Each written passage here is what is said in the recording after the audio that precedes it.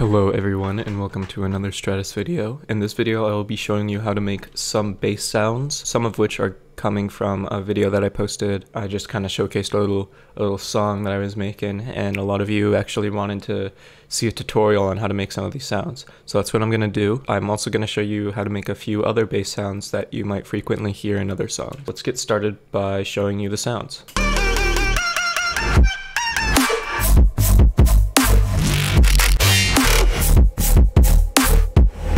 Okay, so that was the song, and you can hear that first like airy whump, I would like to call it, and then you hear some other sounds that are playing, and these are all the dry sounds. I'm not going to go too much into post-processing because I assume you know how to use things that will make your basses sound fatter.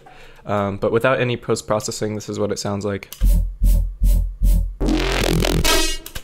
And I will let you know that this sound right here is different from the original one. It's not the same patch because I used a sample for that. It was a sample that I made, but I just don't know where the original patch is. But it is very similar, and I'll show you how to make it anyways. Okay, so the first thing we have is this airy whump. Basically what's happening here, just sub noise, and then you have one oscillator being FM'd from another.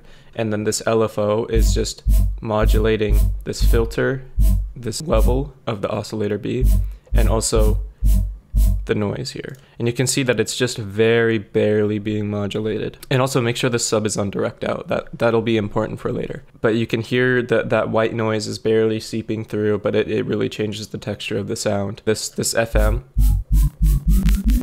you can hear what happens when I turn it up. It almost phases through the different frequencies. So the next part is very important, which is the chorus, and I'll turn these effects on, which you actually can't hear because you can barely hear those higher frequencies there, and you can hear a little bit of chorus on it. What is important to note, when you add this distortion, it'll add those harmonics back, including the very subtle harmonics that the chorus is screwing with. And then this compressor here is modulated by this LFO on a threshold, so every time you hit, the threshold dips. That means more is being compressed, which means your sound will sound brighter and fuller only at that moment. And the OTT will kind of cut off, or a multiband compressor, whatever you want to call it, the SERUM compressor. And yeah, make sure this is on multiband. And then the chorus, yeah, so the feed is basically how long your resonances are going to resonate for. And this is a high pass filter, and usually I think by default the chorus is on low pass. But you want to click this, and that actually changes it to high pass, which is a little fun fact. And then this mix here is also being modulated by LFO. Everything here is being modulated by LFO. I don't think there's anything really being modulated by anything else. But the mix goes up, so the sound becomes very wide at the very peak of this, at the apex of this LFO. And then again, this compressor as a mix is actually being modulated by this, so the compressor is only on when the sound is on, and that just allows you to not like compress the resonances of the chorus even when you don't want it to. And then the final thing we have is an EQ. You can actually see is cutting out almost all the sub frequencies, and you might be like, this is a bass, why are you cutting out the sub frequencies? Well, if you're using like compression, distortion, and everything, that's gonna make your low bass tones a little bit muddy. So what I like to do is put kind of a slope down and modulate the cutoff point to the LFO, and then this sub, and remember when I said this is important that you direct out it, this is why this sub is playing basically by itself without the interference of any of these effects, and that allows you to just have a really nice mono sub while also having a really beefy mid and high end of your sound. And if you find that your mix sounds thin, then you can change this frequency. And now you can hear some of those lower mids, lower basses being accentuated. Okay, the next sound that we have here is this. And that sound is very vowel-y. If you can hear it, it goes wah.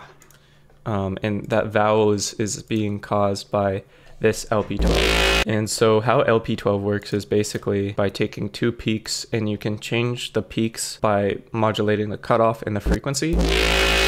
And here it looks like they start at the same point and then they move away from each other. Sometimes you do the opposite where the two peaks will move closer to each other, and that'll make it like a more of a oi sound, while this is making a wah sound. Very similar to what we did in the first one. We're gonna have one oscillator FM'd from the other oscillator, which is turned down, and then have our sub being direct out.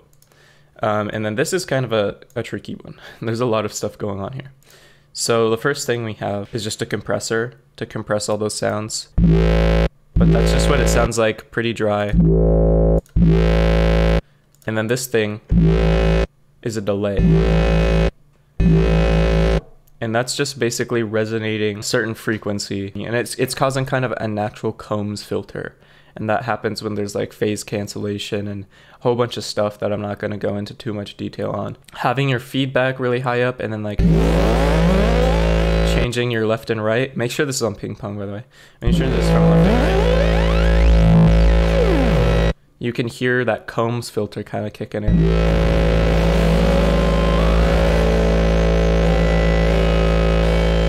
And you can hear it going through the harmonic spectrum of the sound, which is really neat because it's almost harmonic in a way.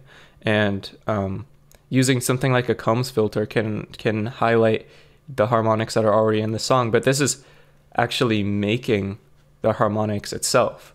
So it's really useful if you want to like have some weird harmonic and you're like, what note is that? So if I want to target a note, and there we go, now we're at the root note and it's being resonated in the higher frequencies. So if that's what you want to do, you know, you can do that. I think I had it at something like 30, which is more or less just gonna add space. There are some resonances there, but for the most part, it's just adding space to the sound. And then some distortion. This EQ, which again cuts out all the lows. And whoa, it really boosts the high. And then for here, it looks like, yeah, our mix is actually routed to our envelope for both the delay and the chorus, because since this LFO never goes to 0, when we let off the note, we want it immediately to snap to 0 on both of these, or else you're gonna get that weird feedbacky tail that you don't want. Using the envelope will just make sure that anytime the key is pressed, the mix is on, and anytime the key is not pressed, the mix is off. And the last thing is just reverb to add a little bit of a tail. And again, some of the sounds in the actual song might sound a little bit different just because of the post-processing. Our second to last sound is this one. And that sound is actually, I think, relatively simple. So basically what I have here is just a sine wave that has a little bit of weirdness to it. I don't know if that's actually important. What it's doing is taking this oscillator A, which is just a saw wave with the fundamental and second harmonic cut out. And you can do that by just dragging down here, and the unison is turned all the way up. And then this FM here is being modulated by LFO1. And then the level is also being modulated. And it looks like our oscillator here actually has its level turned up a little bit. And I guess that adds a little bit more of stereo crispiness. So you can hear that kind of more chaotic sounding wideness is coming in when I turn the level up here.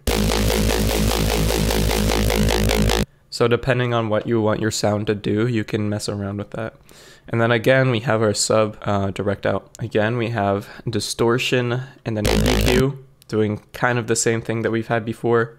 And then a compressor doing more or less the same thing we had before. So very simple growl sound, very basic, nothing too special going on here. Okay, so this is our last sound, and I know I've been on the trend of not using any post-processing, but for this one it's kind of necessary because this is what the sound sounds like dry. And if you'll note, that sounds nothing like it does when it was wet. You can hear it's a lot more harmonic when it's wet, and for this it's very, very dry. Well, I'll show you the patch first, and then we can hop into the post-processing. For the patch itself, it looks like we have this high 18 with the resonance cranked all the way up, and then we have basic shapes with the mirror filter on it. And this is very important that the mirror is on it, because when we FM it from here, we're actually changing kind of the harmonics of oscillator B by FMing it, but we're also changing the way the harmonics are being changed by modulating the mirror of this oscillator. So you can hear when I change this, It just kind of changes the timbre a little bit. It's really not doing too much. So for the filter, we're just taking this really high resonant frequency, kind of mess around with that to sound, kind of see what sound you like from it. But most of the stuff is being done in the SERUM effects here. The main thing that's happening is this Flanger Plus here. So if you go into Flanger, you can click plus. That's basically being modulated by a second LFO that's just very peaky. And this one's kind of has a more release. This one's very quick. And basically what's being done is the cutoff is being modulated, so the resonances of the flanger are being kind of shifted around, and that's how we get that kind of pitched down yoink. So you can kind of hear how that sound is changing when I change the cutoff of the flanger. And you can see, you can kind of hear a Skrillexy, like that kind of sound. Yeah, basically being done by shifting around the flanger's cutoff, and then you have this resonance. That's with no resonance. And when you have the resonance all the way up, it's just going to resonate forever. For the distortion, very simple tube. We have this mix, drive, and compressor, very similar. Again, we have the threshold to allow more to be compressed at the peak of the sound. Here we have a reverb, which kind of lengthens that sound a little bit. Our last thing is just a EQ, I guess, to take out some of the highs, because the sound is very high and heavy. Okay, so now on to the post-processing. What we're gonna do, and don't hate me for this, please don't unsubscribe, we're gonna put a pitch map on it. So we're gonna set it to, like, let's say, pentatonic Egyptian. I think that's what I used. And then we're gonna change some settings around.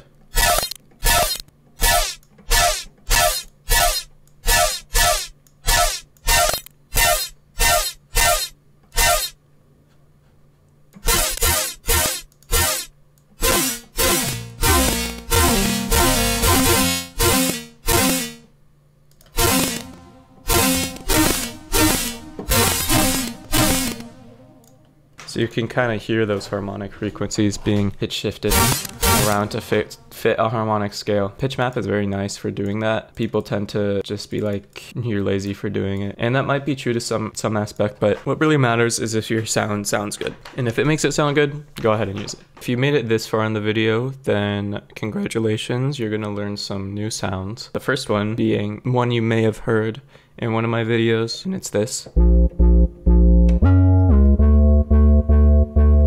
This is basically just one of those sounds that you hear time and time again in songs.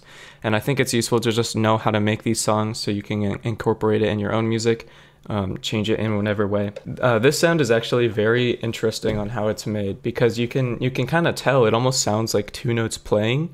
And while we're not having two separate MIDI notes playing at the same time, what we're almost doing is very similar. So you can see on oscillator B and oscillator A, there's this bin 3 that's being changed from just a default sine wave. On this one, there is no default sine wave. It is only bin 3. And basically what bin 3 is kind of that, I think it's the 7th. Correct me if I'm wrong in the comments. Basically that 7th harmonic is being accentuated in both of these oscillators. And then when it's FMing from B here,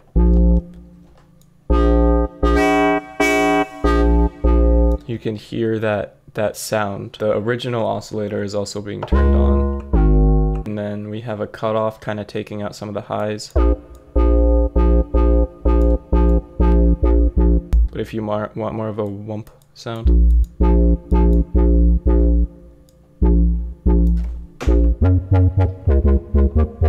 you can do that.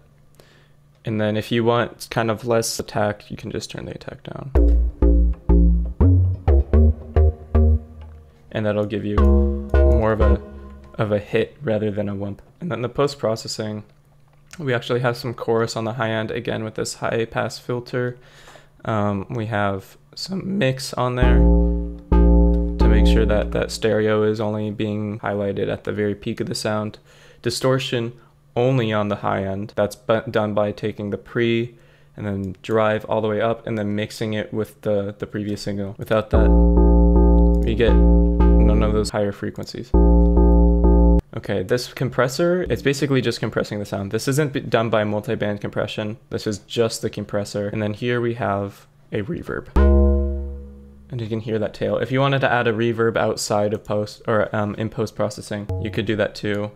Okay, this next sound is a Neuroglide, and you might have heard this in some Sharks songs. I know Sharks use this a lot. Definitely not only Sharks uses this, you know, it's a very popular sound, or this is what it sounds like. How you make it is by using two different oscillators that are just sine waves, and you have them both pitched down, and then one of them is actually pitched up around a semitone. And you know, you can play with this and see, you know, what changes when you change this semitone. You can see the more that the other oscillator is pitched, the more movement we have in the sound. You can see that these two coarse pitches are actually being modulated by macro. That's what is allowing it to increase in pitch. But you can see that this one is being modulated at 17 and this one is being modulated at 21. And you can see that if I change this all the way up, when we pitch it up, there's so much movement in that sound. But if we say we pitch it all the way down,